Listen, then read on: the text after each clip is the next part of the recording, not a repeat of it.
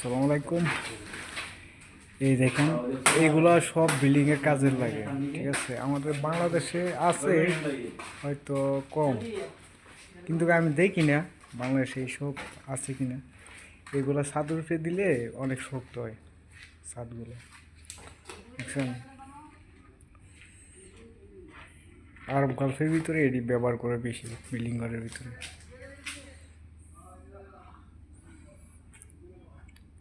দেখছেন বহুত কিছু, একটা বিল্ডিংয়ের ছাদের উপরে দিলে বহুত কিছু লাগে। দেখছেন, দিলে এটা শক্ত থাকে ছাদের থেকে, গরম হাওয়া গরম মারে কম। বাংলাদেশে তো গরম দেয় না, ছাদের থেকে গরম ছাড়ে না। এটা দিলে ছাদ ঠান্ডা থাকে আর কি। আর ওই যে ঘরটা বানাইছিলাম, আপনারা তো দেখছেন হয়তো ভিডিওতে, এই ঘরটা বানাইছিলাম।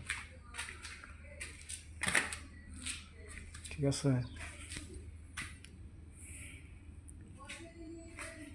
ওকে।